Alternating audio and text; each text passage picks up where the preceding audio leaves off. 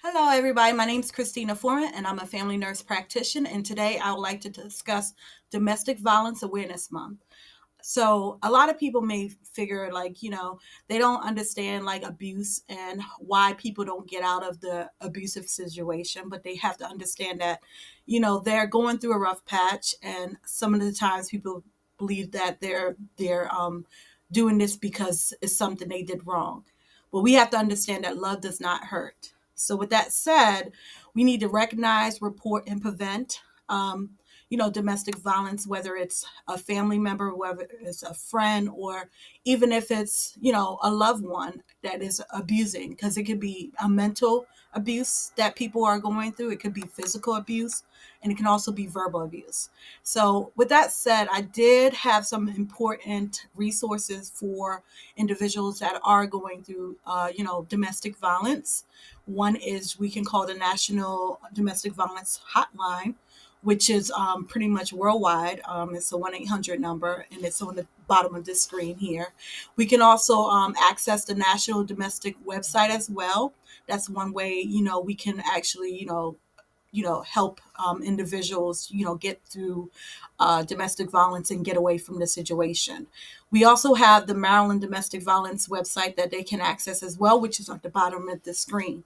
So one thing I do know, I can tell you that from experience that I've experienced when I was younger, that sometimes with abusers, what they do first is they start testing the waters so they can see what they can get away with. So if you notice that your significant other or a family member or whatever has been like trying to do certain things to you, like as far as hit you or push you, pinch you, and things like that, you need to recognize that and say no. Basically, don't take it.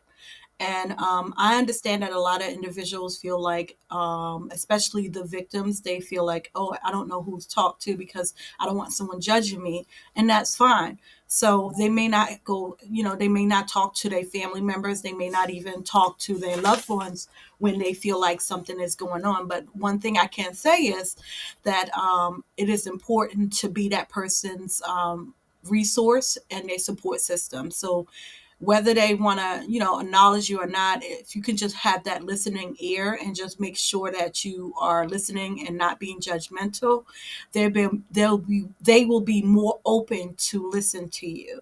And as a provider, I think that's very important, especially in my field of practice, because I do have some patients that are able to open up to me because they feel more comfortable. And that's what you want to make sure you're creating a comfortable environment for whoever has been, been abused. So, if you want to learn more about domestic violence and abuse, you can also access the National Domestic Violence Hotline. You can also call us at Foreman's Imperial Health. And if you know anyone that has been abused or who has actually is actually being abused at this situation right now, you want to make sure you're recognizing and you're reporting and you're preventing. So that's all I have for you guys today. But just make sure we're staying alert because love does not hurt. Okay? Bye bye.